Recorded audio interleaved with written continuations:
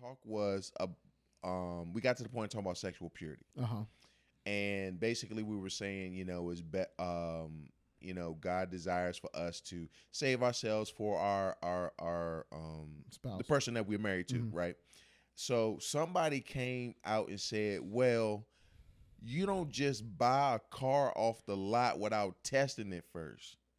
So how come I shouldn't test drive the car before I decide to buy it? Because I want to make sure that the car runs well. If y'all can follow where my analogy is going. Yeah. And at that time, I'm gonna be honest with you, I was like, that's a pretty good. You want to taste the milk before you buy the cow. That's a pretty good daggone point. How would y'all respond to a person who would say something like that? Go ahead, man. Well, you're not buying a car. Like, that's just straight up. Like, let's be. And there you have it. Number one, yeah. And if you look at marriage like buying a car, wait, don't get married right now. Yep. You're not buying a car. Number two, why would you, if you're going to go with the car analogy, why are you looking at yourself buying a car versus being like the owner or the manufacturer? Like, why wouldn't you go there? And talk to the manufacturer, but you don't have to test drive it. If I talk to the manufacturer, how was this built? Custom made. How what did you put in this? And all the person that manufactured it probably is not test driving the cars because they built the car. So I would say talk to the manufacturer. But we're limited. We can only test drive cars, but we're not limited in our dating relationship. We can talk to the Lord. And there's so many other ways. What if you test drive the car, have sex, and don't like it? Do you put the car back on the lot? But then you devalue the car. You only look at the car in this one avenue, or the person. Let's take throw a whole analogy away.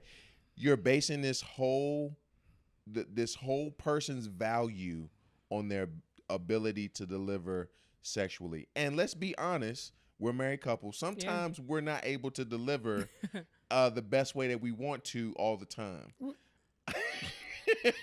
You know what I'm saying? Like, so and so this one instance or several, I don't know, whatever. But then you completely, like, this person could be a great listener that you need. This person could be a person to speak into your life. You know what I'm saying? This person could be the one who helps you create legacy for yourself, for you and your family. I'm sorry, I cut you off. No. I'm saying I think all those things are well. I don't think sex is that important. My preconceived notion was I had it on a higher level in which I should have, and that needed to be brought down. Because if I only got married for ministry and sex, I'm still not looking at the person. You know what I'm saying? And that's I still missed it. At that point, I'm looking for a stress reliever. You know what I'm saying? I'm looking for a complicated form of masturbation at that point. You know what I'm saying? So I had issues that that the Lord had to work on in me, that I had to work through to help me get to a place of having a better view of marriage. And I knew even and we were fasting, some of it, I told Cherelle when we were dating, I said, look, we need to have some boundaries. She's like, boundaries for what? I said, listen. He looked at me, he said, because I'm a grown man. I was like, wait, there's a conversation happening that we're not having yet. Yeah. And I was like, I love the way you look and stuff. I am attracted to you physically, emotionally, spiritually. Nature's going to want to run its course. And I don't want to set us up to fail without you knowing. She's like, oh, no, we're good. Because she had this self-control thing down pat. And I'm like, not me. You hold my hand. That's like you saying, let's go get That's foreplay. Right, yeah. And so I'm like, I don't want a strong wind to blow. Don't wear good smelling perfume. Don't blink at me too much. Like, just while you breathing. Like, he's like everything you do. And so that was the thing, though. Like, in us, it wasn't just fasting. Oh, we so holy. Honestly, I tell anybody, my spiritual disciplines are because I know how unholy I can be. And it is complete dependency upon the Lord. Like, I can't cross this finish line. Troy was, one of, and probably the most the closest accountability partner I've had in my Christian journey and throughout different moments. And just even in our personal life, I had a calendar reminder on his calendar to call me at a certain time at night to make sure she wasn't at my place and I wasn't at her place. I totally forgot about that. Yep. Yeah. He would call, text. I said, man, you got the right. And he had moved. Y'all moved to Maryland. Y'all already got married. I said, so you can call somebody else to come over if I don't pick up. And or either I would tell him, hey, she's gone. Like we try to keep it 100.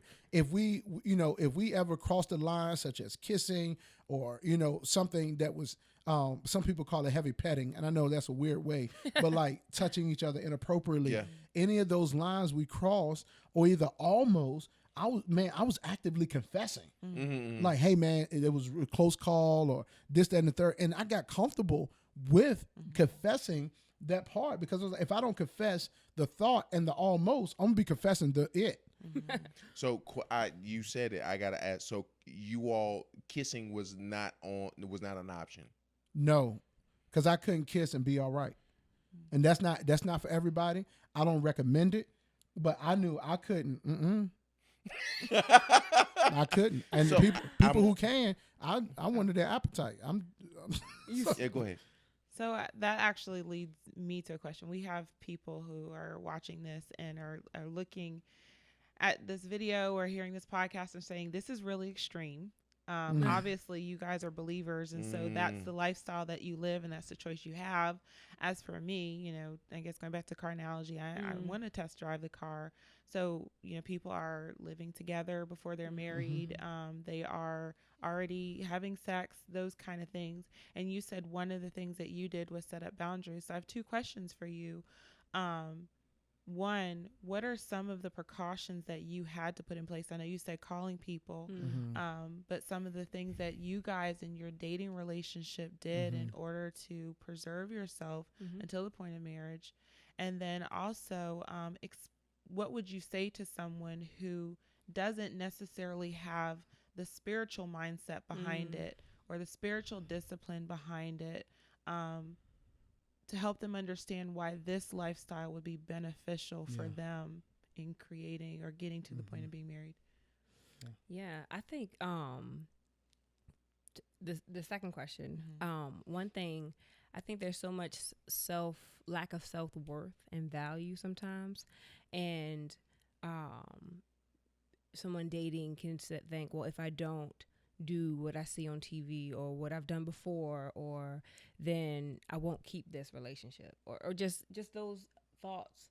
And I'm on a camp of like, well, then that's not the relationship. Like, there's such a I don't know, honorable thing about pursuit, like holy pursuit, that I think if you're not doing this to please God,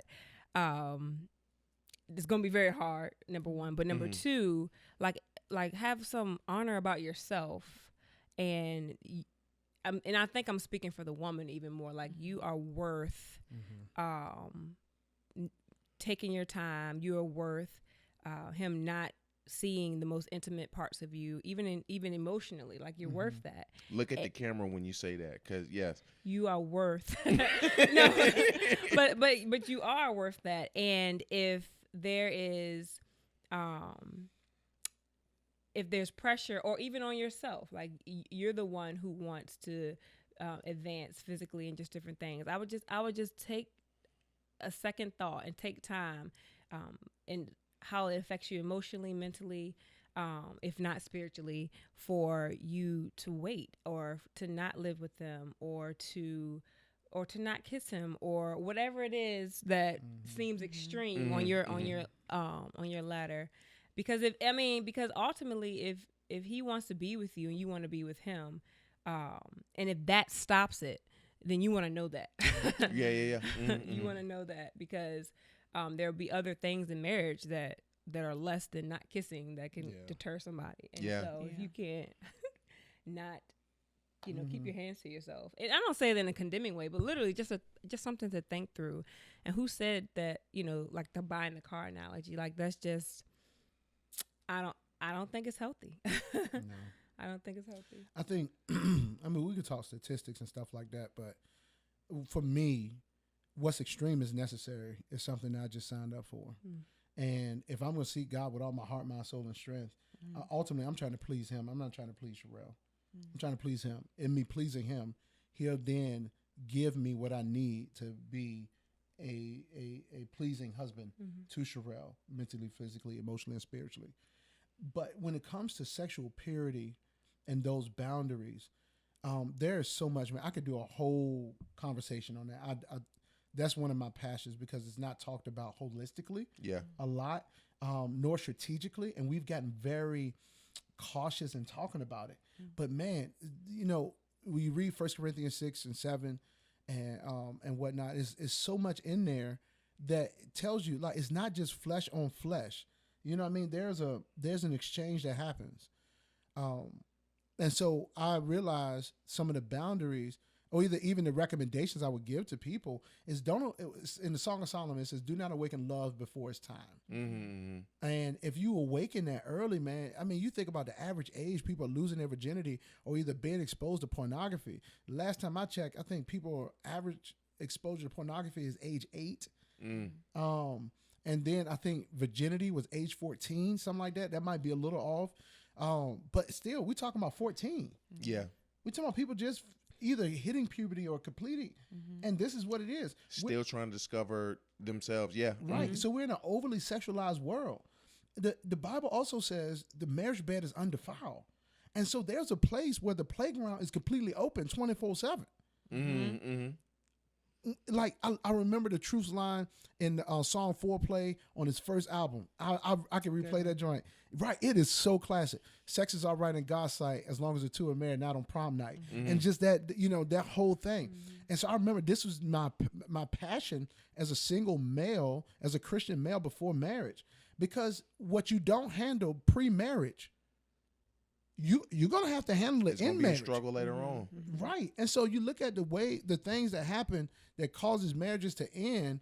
Sexual infidelity or immorality is one of the top things. Yeah.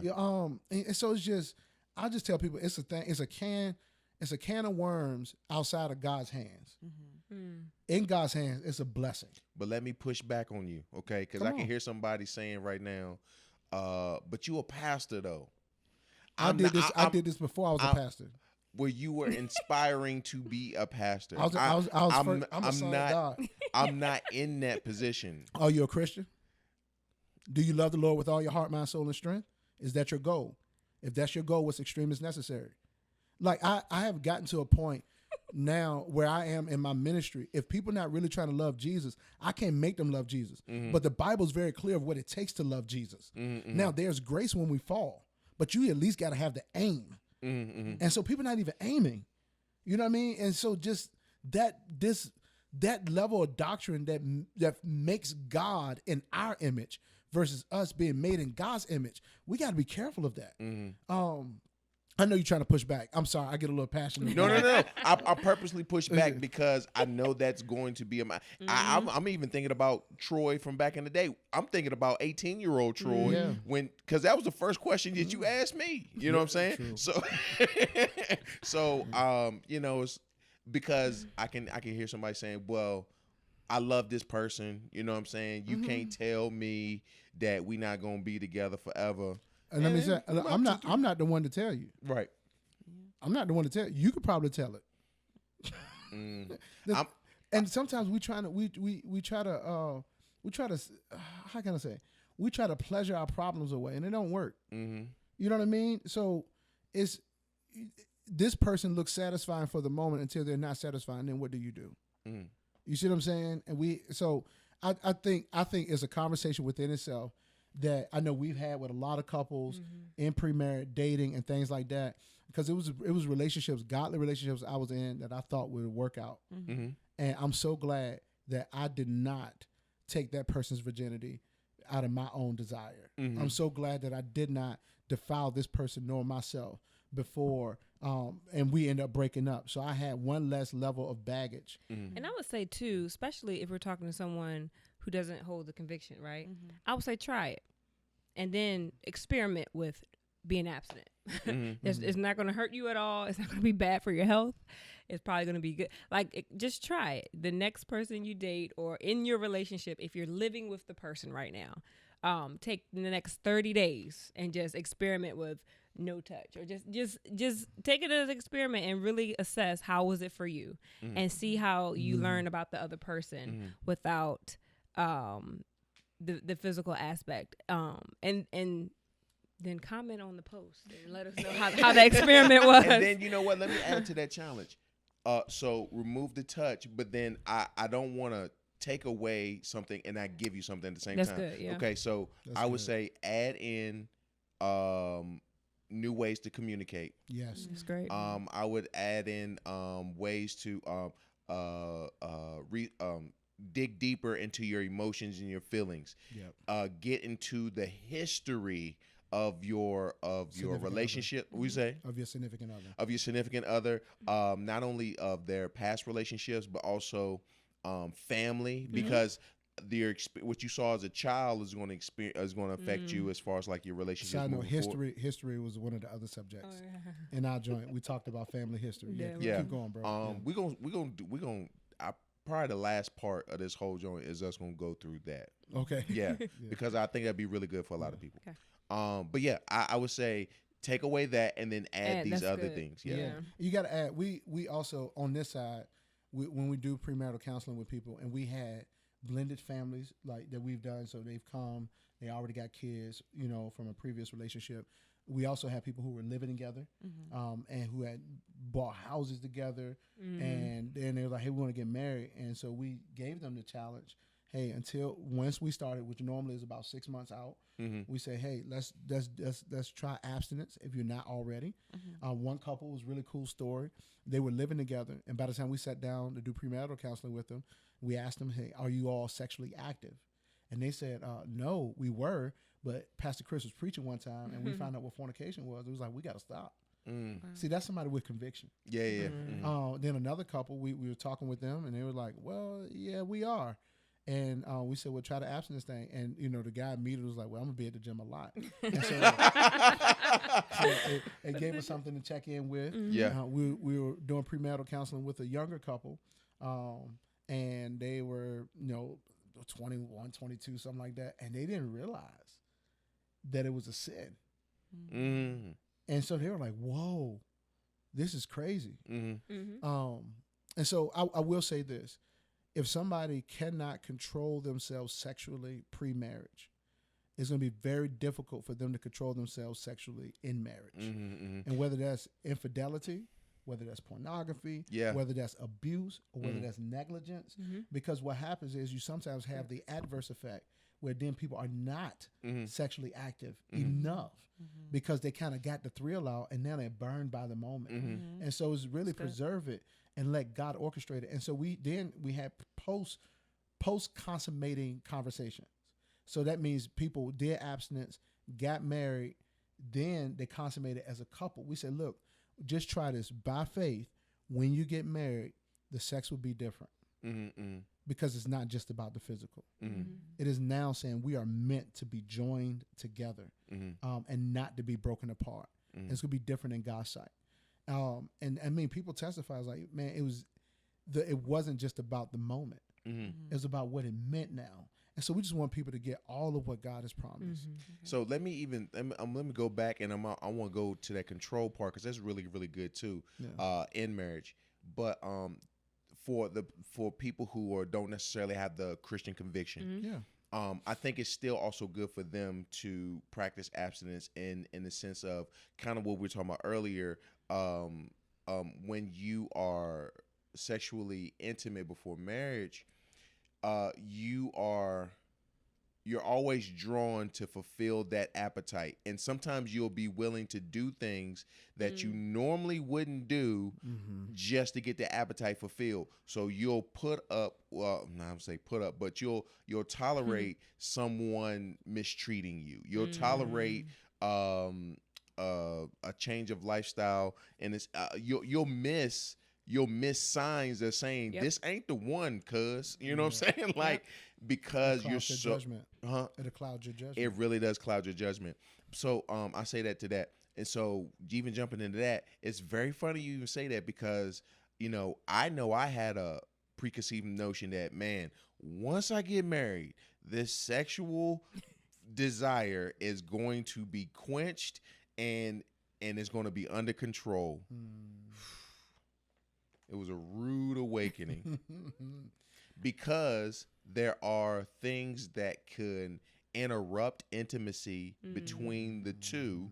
And then what ends up happening is there's frustration due to lack of intimacy, I guess you could say. Yeah.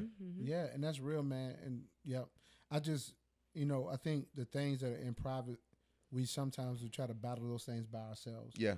Privacy does not mean alone. In other words, it could be, you could talk and have healthy conversation about these matters in the right places. Yeah. And that's one thing we want to promote. We say, look, you need to have somebody you can have this conversation with. So you're just not doing it, by yourself. And I had to be okay with my wife talking to other ladies or talking to a mentor about our sexual intimacy. Yeah. You know what I mean? Even once we were married, I was like, if you need to, like, by all means, because I'm dumb. Yeah, yeah. You know what I'm saying? I'm dumb. And it's not like And it's I'm not like male. when you have that conversation, or if you do have the conversation, I'm not sure if you do. And I would love to hear if you are, if you have, because we never really talked about that since you brought it up. It's not like you're giving a play-by-play. Well, look, my husband comes in wearing a sumo suit. Like, you don't talk about stuff like that, and then he does the 2 stomps, and then he charges me. Right, like, we don't say that. I just gave y'all a little insight of what happens in our bedroom, though. No, just kidding. Erase that. No, he's got to put a joke in there. I got to, man. It's got to, because some people come just to come listen to my comedy while I'm here, and I'm doing a stand up. I got 10 minutes stand. I'm not really all that, but for real. But yeah, you're not really going into that type of deep conversation. But what does the conversation sound like? Yeah, you don't have to go into details, but you know what I'm saying. Like, I think you have certain boundaries. Like, we don't talk about position and things like that. Like, you don't get in and try to coach somebody how to have. There's good literature out there that is holy, that is holistic, that can help you understand the anatomy of the male and the female.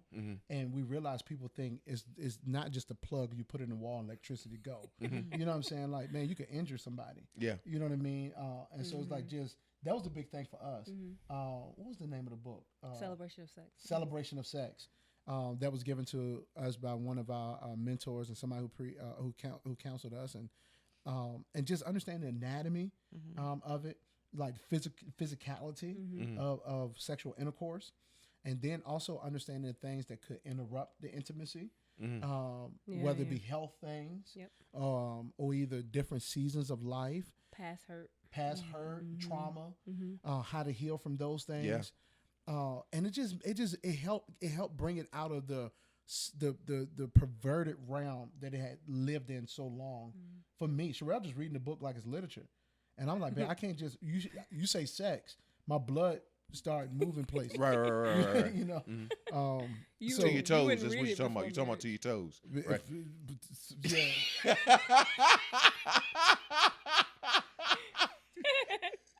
Yeah. So yes, so in that, so I'm just saying, I think being educated on it. Yeah. And when we get sex ed, normally it's in middle school, you know what I'm saying, or high school, and it's super awkward. You know what I mean? It's like, how do we get educated now? And I think I'm grateful for other Christians that have taken the chance and the risk to help people spice up their lives, which is taboo.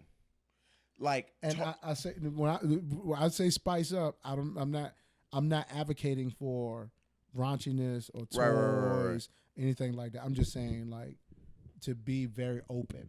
Right. Yeah. But I was gonna say that's very taboo. And Cherelle and Chaka, please jump in, because me and Chris were ping ponging back and forth this whole time. But that's very taboo to even think. Like, because growing up, I mean, my parents never really talked about sex around me or anything like that. So, but it's taboo to think that a Christian can talk about sex, because I think coming up as kids, you know what I'm saying, like, that was already demonized as a kid. Y'all shouldn't be doing that. Stop doing that. That's not for y'all. Blah, blah, blah, blah, blah.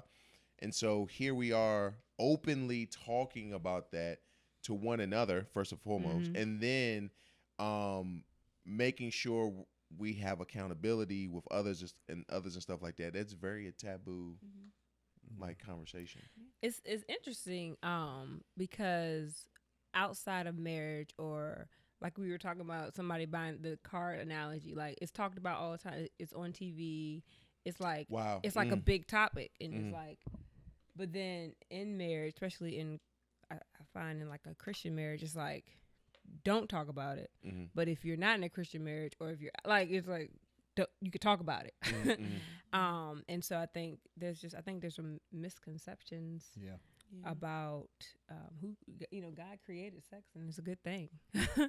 But that's the thing, God created it, but coming up we was like, y'all shouldn't be doing that. That's the devil's work. Y'all doing a horizontal hokey pokey or whatever case may be. You know what I'm saying? You were scared scared like, into purity. Yes, exactly. And so obviously, like, the misconception coming up was that it was something that was horrible, you should stay away from. And there was never any healthy preview into it.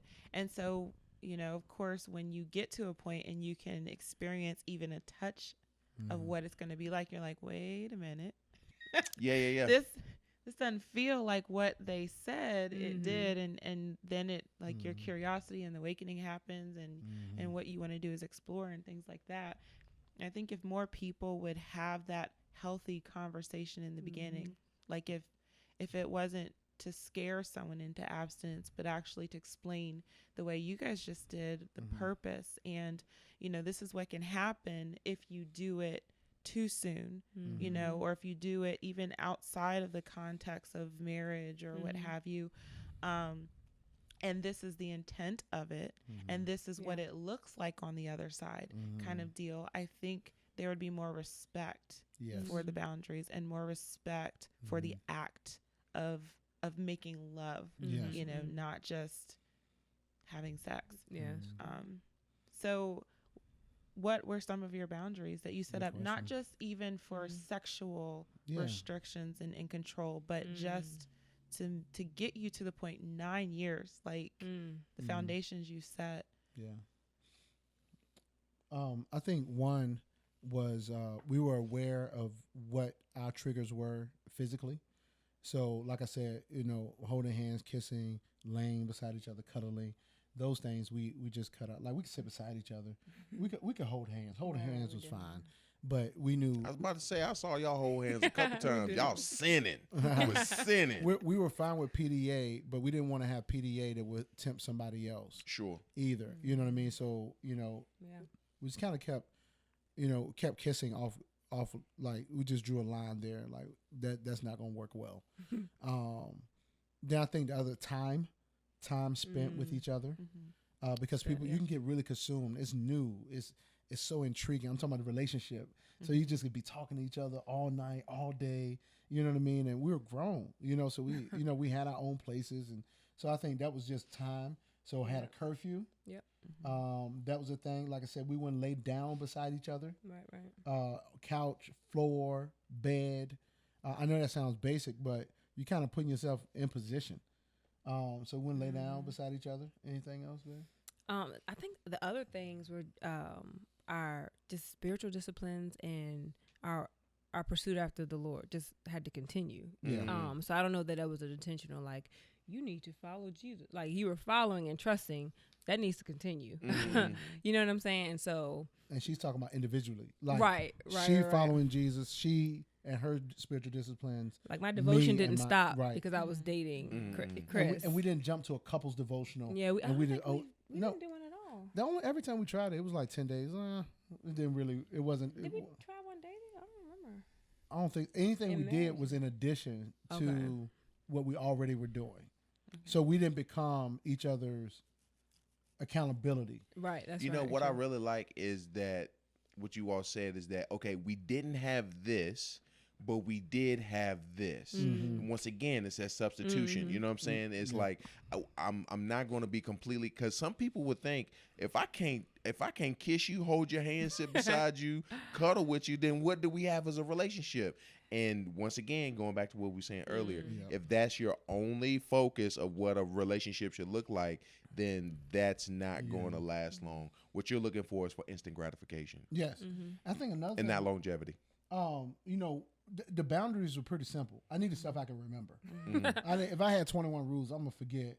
But like I said, those are some of the boundaries: curfew, physical touch, being aware of that, what our triggers were. But it was the things that we did do that I think helped us stay focused a little bit, even in that. But also, we learned this thing of where there's spiritual intimacy, physical intimacy would like to follow. And so as we grew spiritually, she got more and more beautiful. You know what I'm saying? So it's like we would pray, and I would look at her, and I'm like, whoa. Like, I want everything about her. Everything about her. And at that point, it was like the enemy would try to come in and try to pervert a thing. And it might sound weird to some people because you never thought about it like that. But it's like that spiritual intimacy. Physical intimacy is the punctuation mark at the end of a sentence.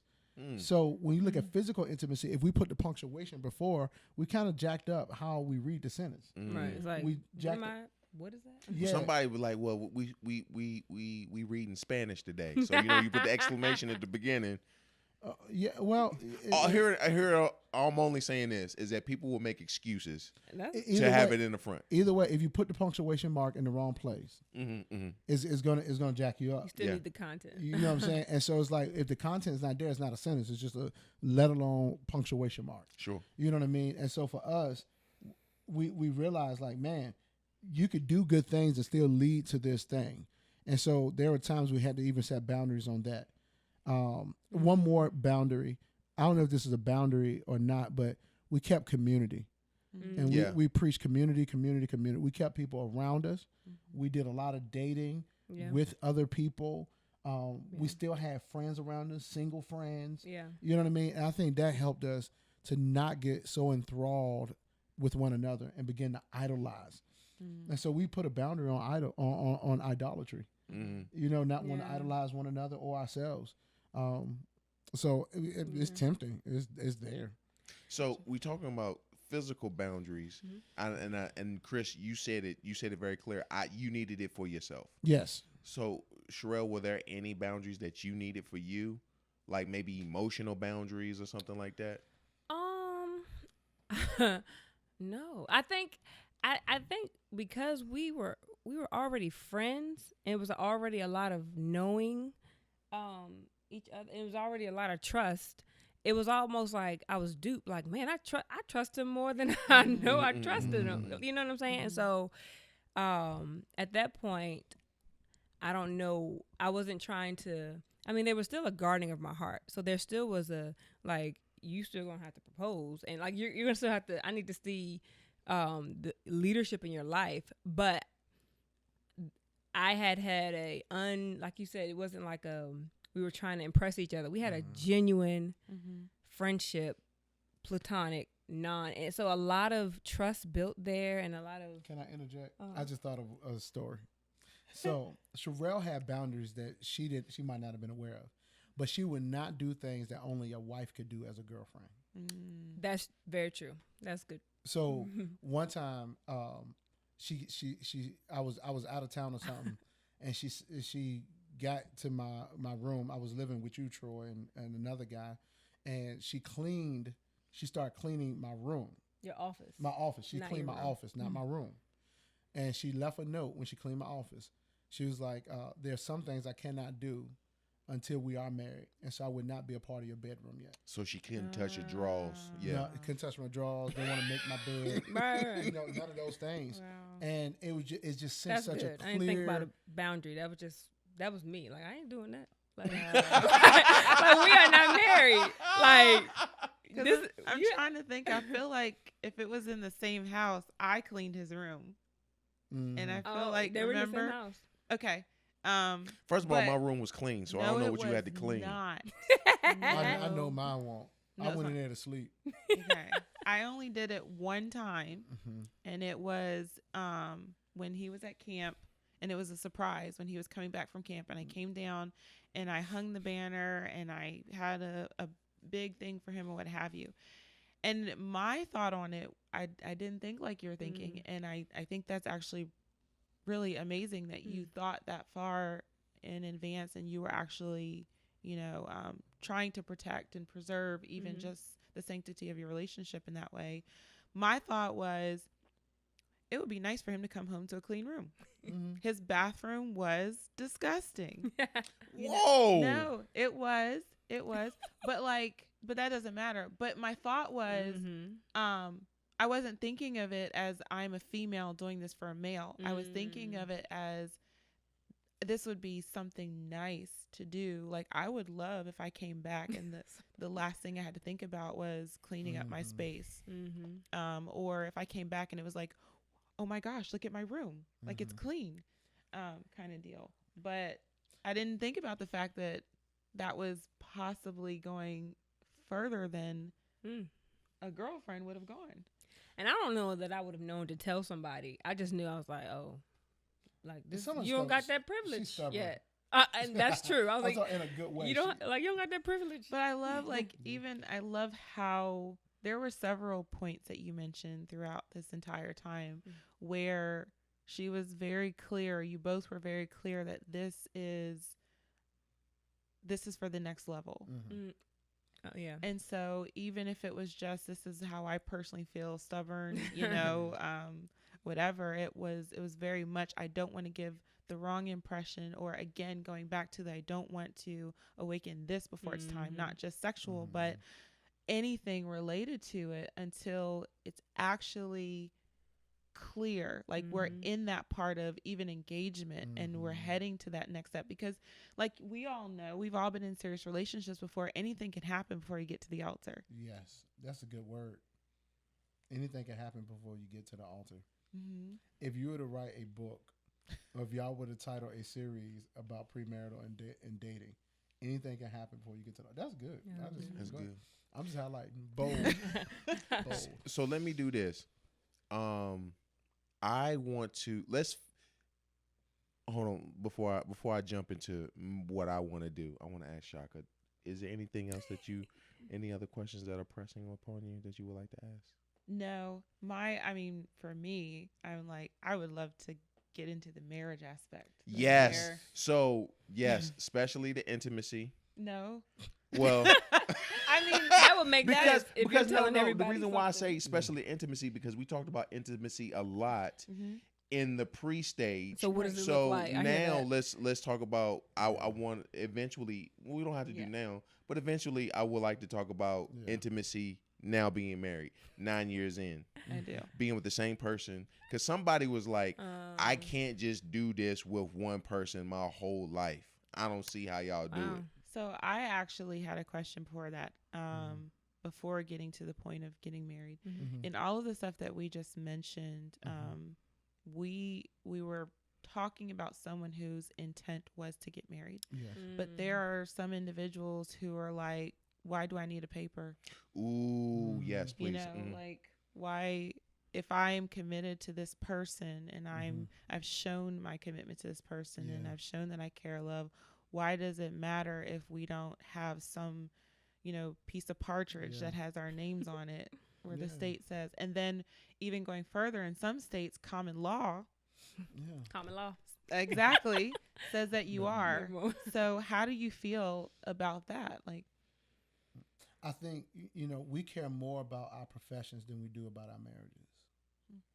Just because somebody care about medicine, will you let them perform surgery on you without a piece of paper, without certification, without something saying that they have committed to this and they're under authority?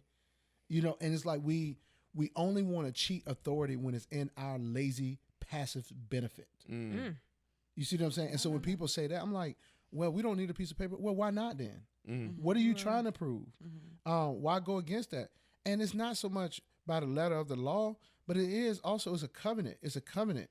And it's like, this is the way God communicated to people. And so marriage is a mystical union that more so reflects Christ and the church. Now, if somebody does not have a biblical view of marriage, and maybe they're not Christian, then I am going to say, well, you should abide by the state law. Now, my deeper conviction, you can edit this out if you want to, it's very difficult to have true marriage outside of God because he's the creator of it. Mm-hmm. And so people could be together and not there to honor God. Mm-hmm. You see what I'm saying? And so you can get intertwined with some other stuff. But if I say it is important because it shows that we're serious. Mm-hmm. It shows that we're serious. Mm-hmm. You get it for your driver's license, right? Mm-hmm. You get it for degrees, diplomas, certifications, and jobs. You get this piece of paper to say, okay, we're under authority.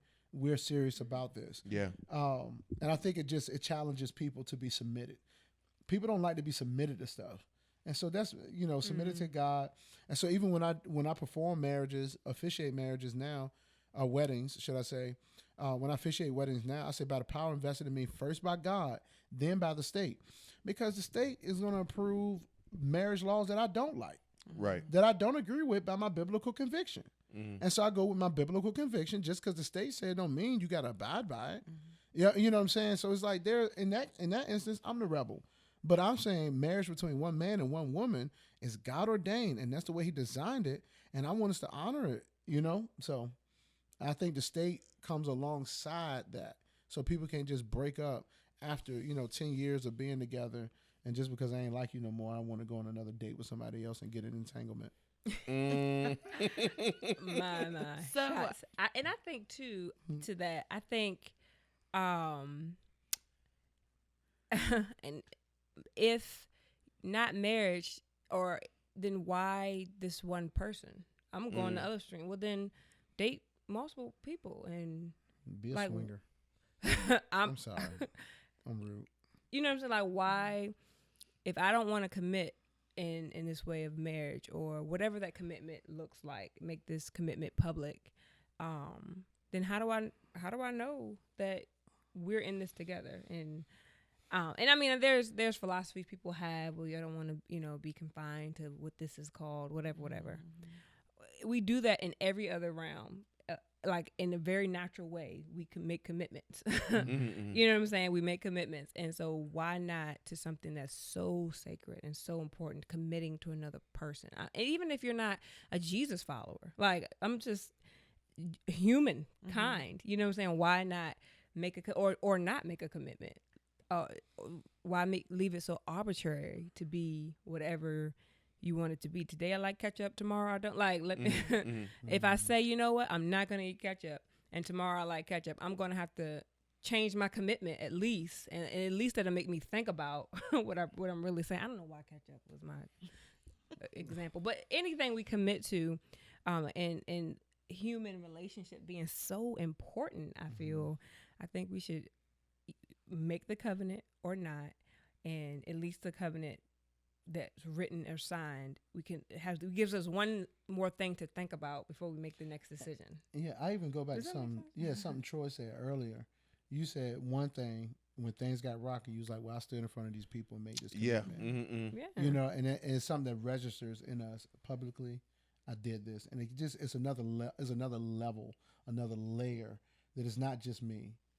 Yes, it's our marriage first, but it's also Troy and Chaka's, like y'all stood with us. You know what I'm saying? So it's like, if we're not doing well, y'all gonna be affected. Right. And so we are committing, yes, to each other, but we're also committing to our fellow humans. Mm-hmm. You know what I mean? Yeah, fellow humans. That we're gonna model a healthy level of humanity. Yeah. Right. Yeah. So I think that's what you were saying, just in humanity. Right. Yeah, great question. I think that was actually a good charge to anyone who's going to be in a wedding party, because a lot of times we stand up there and our thought is, I am Cherelle's best friend, or I'm Cherelle's close friend. I'm here for the bride. And a marriage is a union. And so hopefully when you're getting up there, you're in support of both of them. Right. I mean, we talk about becoming one. So now you are a friend of Cherelle and Chris, or a friend of Chaka and Troy. And so I think sometimes when people stand up there, they're like, I'm here because Cherelle chose me and I'm a good friend of hers, or the bride or the groom. They don't think about the fact that you're also here to bear witness. Yes, to this union, and actually to all of the vows I just said, which means that if something were to happen in our marriage where I break one of these vows, or one of these vows is broken, you're there to support and to encourage us both. Not just jump on, one side and be defensive and say, girl, you should leave him, or I knew she wasn't no good, or any good, kind of deal. But to say, hey, what happened? How can we talk? Especially, and I think that's the thing that people don't understand sometimes. Like you said, you bore witness to other people. And your marriage was a testament to other people. And those people who stood beside you were standing there saying, we're here with you for better or for worse, through sickness and in health. Like they're taking them with you. And so I would encourage anybody who's in a bridal party or a groomsman, like that kind of thing, think about it when you're standing up there next to that person. You're taking the commitment with them, and be prepared to be that support in a marriage. Absolutely. And let me even say this. It's been 2 weddings that I turned down being a groomsman in. Let me let you know right now. Them people gonna be all right if you not gonna be there.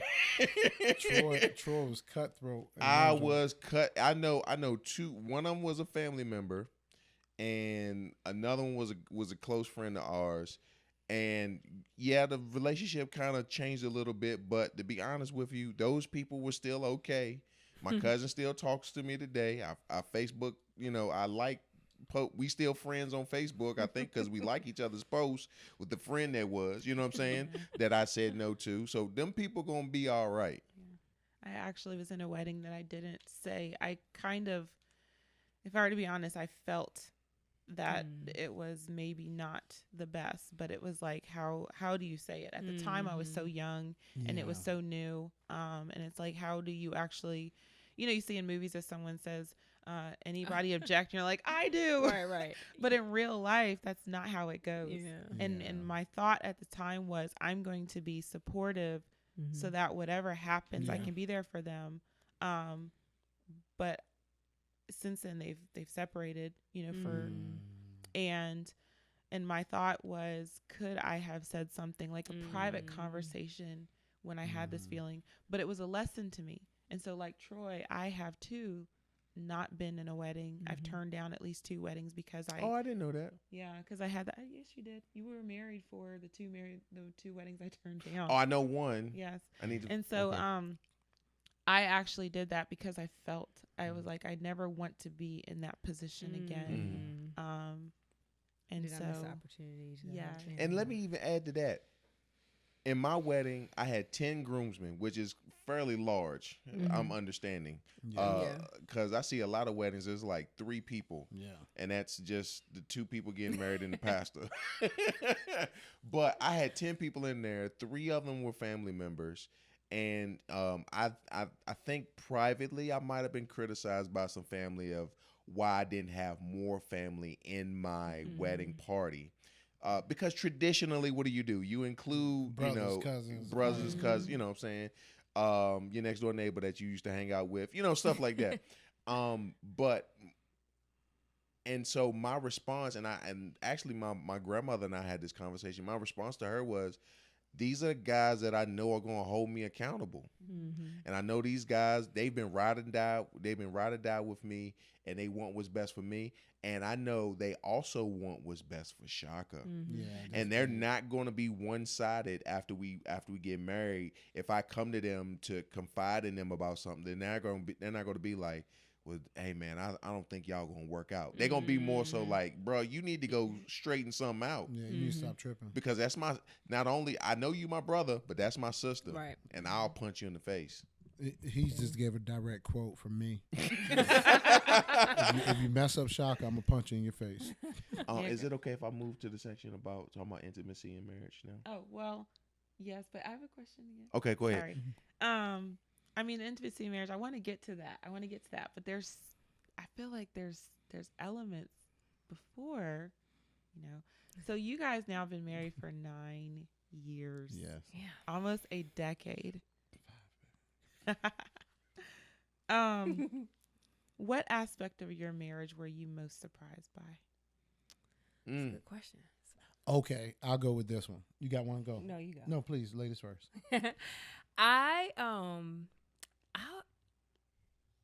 I'm constantly surprised.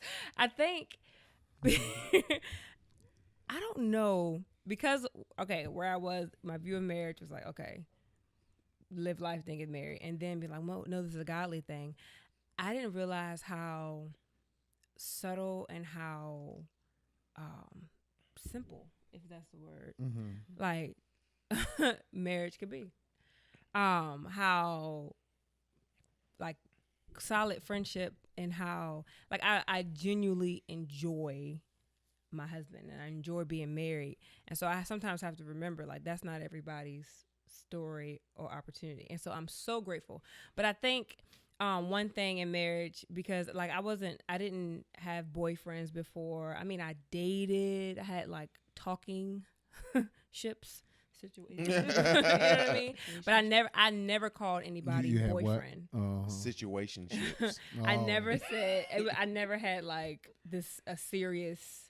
So I was like, man, this is everything's new to me. Like I've never told any other man I love you outside of my father or brothers. You know what I'm saying? Like not that type of. So everything was like, oh wow, like this is all was new, and how comfortable I think I became quicker than I had prepared. Yeah. Does that make sense? I was like, I am just comfortable with you. What are you doing to me? I'm just so comfortable.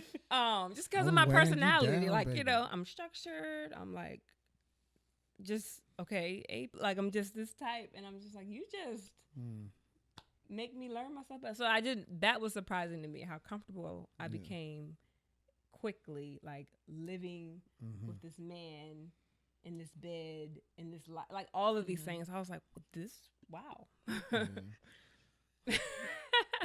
Chaka, what are you laughing at? Sorry. That has so much context. Please share. No. I'll share off camera. Oh, okay. Hold on, what you mean, Chaka? Please share. We were in the hotel all of an hour. They took us to, like, from the wedding. From the reception? To the hotel. To the hotel. They couldn't get the luggage and we couldn't get the luggage up to the luggage was too heavy? No, we came to the room and knocked on the door, but nobody answered the door when we knocked. Yes. And y'all were in the room. Y'all were in the room. And we tried calling, and no one answered the call. Within the first hour. And so then you guys came down. I think they came down or something right after. And it was right after what? You tell us. Was y'all praying? Was y'all praying? Oh, they prayed. We prayed at the when we said the vows. Yeah, we prayed. I gave you my trough. I took it. Yeah, y'all.